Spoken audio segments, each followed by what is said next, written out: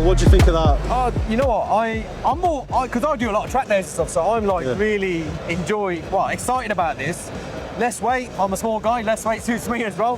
This is what even just I think just sitting on this type bike like this, you don't feel that big at all, No. And my midget legs can touch on the floor, which is the good for me. Is good. But even even this tuck position, feels nice, man. Have they changed the aerodynamics on it? I think they Come have. on, get off, give us a ball. You're hogging the Ducati again. That feels pretty much the same as the old Panigale, I think, the V2. But it's in the right some position. design and changing the fairings, and obviously a bit updated, but Yeah, but the riding position is fairly relaxed. It's not an extreme riding position, is it? I like the twin exhaust out the back. I do like them.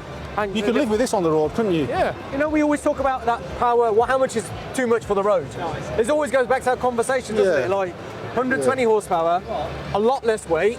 So for the roads, if it's agile and it's quicker in the corners, that's where I need to be. Exactly, and that's where I love enjoying riding. Obviously, the Hyper, the 950.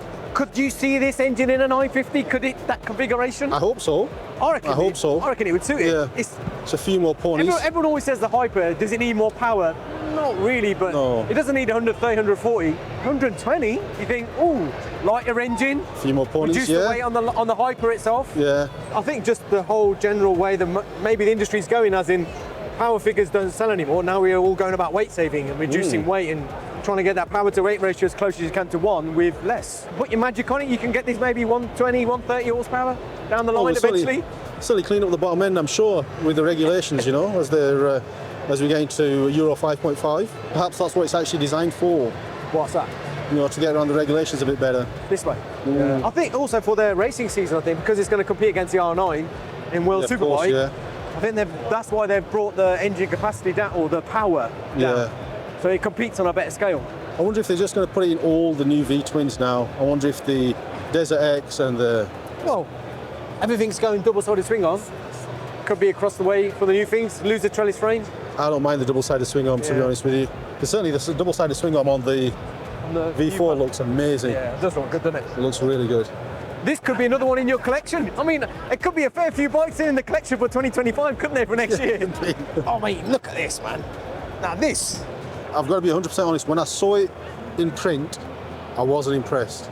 It looks better in the flesh. In the flesh, it looks so much better. Yeah, definitely, 100%.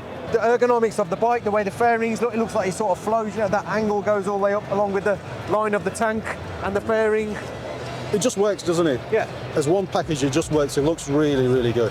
V2 Street Fighter. This is probably more me, because this already feels like more natural to be up here with the upright position. So this is going to share the same new engine as... This is going to share the same V2 120 horsepower as that. I don't know whether they might detune this a little bit. I don't know, give it a bit more I'm fairly convinced that if they've got a new engine and it's dropped to 120, that's what the new Hyper's going to get as well.